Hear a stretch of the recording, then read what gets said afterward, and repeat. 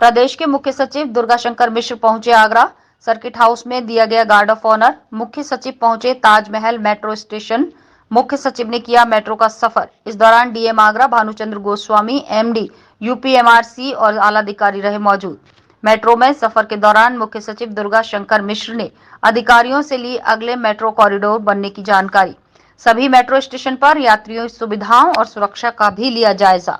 Metro के साथ में इतना रमा जमा हूँ कि पूरे देश की मेट्रो मैंने देखी है। जो हमें सबसे पहले जो अच्छी चीज़ ये लगती है कि हम किसी ज़माने में मेट्रो का रोलिंग स्टॉक था, हम विदेशों से लाते थे। इटली से आती थी, साउथ कोरिया से आती थी, जापान से आती थी, और अब हमारी मेट्रो सारी की सारी आत्मनिर्भर, जो माननीय प्रधानमंत्री जी की जो उनका एक विजन है, हम हर जगह आत्मनिर्भर बने। तो आज मेट्रो में हम पूरी तरह से आत्मनिर्भर हैं। आपके यहाँ जो पे मेट्रो जो चल रही है, ये मेट्रो एल्स्टम कंपनी जो यहाँ पे है सिवली में, वहाँ से आई हुई है। तो पहला चीज़ तो आत्मनिर्भर है। दूसरा, हम लोग इतनी ज़्यादा एक्सपर्टीज़, किसी ज़माने में हमारे जो मेट्रो बनाने के लिए जो काम करने वाले होते थे, हम बाहर की कंपनियों को लेते थे।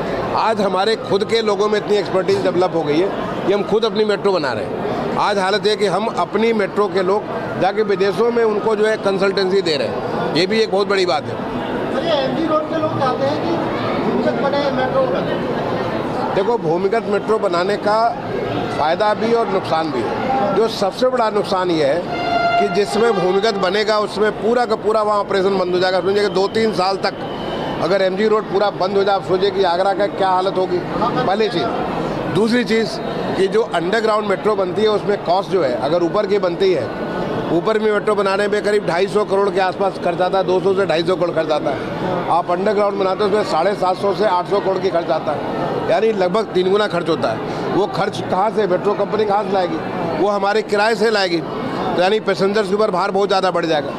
तीसरा, जो अंडरग्राउंड अगर आप करोगे तो अंडरग्राउंड को मेंटेन करने का भी जो बहुत ज़्यादा एनर्जी लॉस, क्योंकि उसको पूरा एयर कंडीशनिंग करनी पड़ेगी, और जो एनर्जी आप लगाओगे आप समझ लो कि उसका मतलब कार्बन उत्सर्जन कर रहे हो। तो एक तरफ ये हमारा टूरिस्ट शहर है, ये शहर हमारा जो है पर्यटकों के लिए है। जब आपको ख्याल होगा क्लीन आगरा की मैं बात करता था जब मैं कलेक्टर हुआ करता था, तो ये हमको पर्यटकों को अच्छी सुविधा देनी है।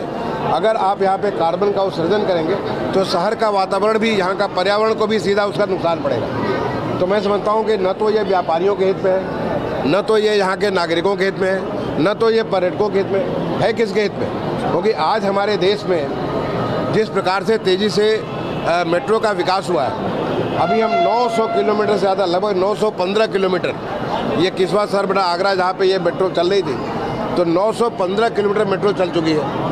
आज हम करीब 80 लाख पैसेंजर्स को हर दिन मेट्रो में लेकर के चलते हैं। आज हमारे करीब 29 शहरों में मेट्रो के ऊपर काम चल रहा है। और सबसे बड़ी खुशी की बात है कि हमारे RRTS, जो देश का पहला RRTS है, वो दिल्ली से मेरठ का भी आपने जिस दिन यहाँ का उद्घाटन हुआ, उस दिन गाजियाबाद में दुहाई से लेकर के मोदी नगर तक, वहाँ तक भी 17 किलोमीटर की RRTS का उद्घाटन हुआ।